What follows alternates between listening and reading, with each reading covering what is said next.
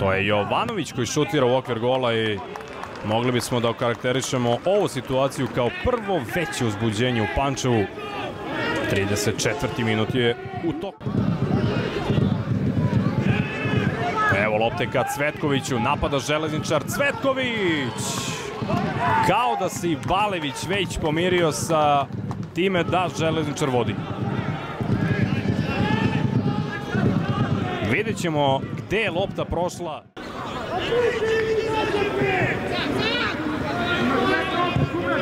Milikić, Vukajlović greši, ali promašuje tu loptu Đorđe Glavinić. Moglo je ovo da bude najveće. Još 2 minuta. Napada Železničar, Đuričić. Evo pokušaja i bio je ovo sasvim solidan šut Nikole Đuričića.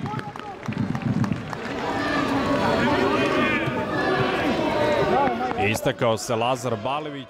Evo možda nove prilike za domaći tim. Cvetković, Ivanov, Jovanović. Predugo je ovo bilo.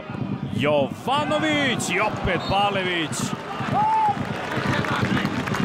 U nadoknadi prvog poluvremena Lazar Balević pokazuje zašto je jedan od talentovanih čuvara mreže u državi.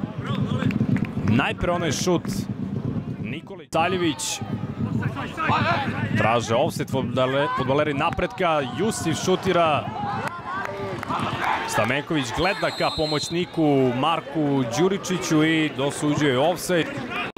Železničar je u nadoknadi nekako bio najopasniji.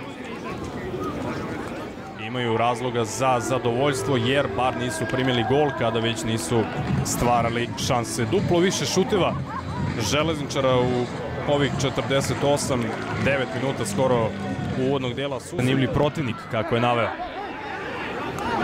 Igra se ovde dalje, Jevremović je konačno domaćin, ima više prostora, Knežević šutira još jedan udarac u okvir gola, ali ovaj nije toliko ugrozio Lazara Balevića.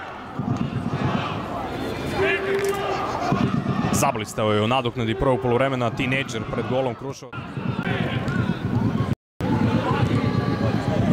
Jusif je prepoznao ovo, Železničar oduzima loptu i napada sada Petrov, ima Džaspera skroz dole, Petrov pored gola.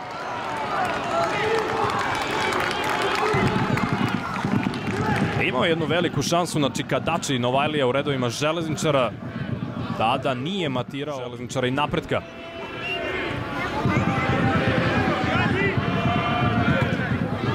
Dobar potez Kuljanina, napada Železničar, ide centar šut, bacio se ovde Balević, uzbuđenje, ali jedni protiv Radničkog, drugi protiv Novog Pazara.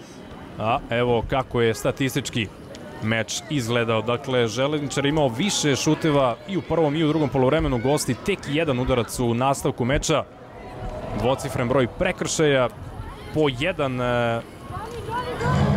žuti karton, mada mislim da su fudbaleri Napretka na kraju dobili, oprostite, da, Knežević jedan i onda Ignjatović taj drugi, tako da je to u redu.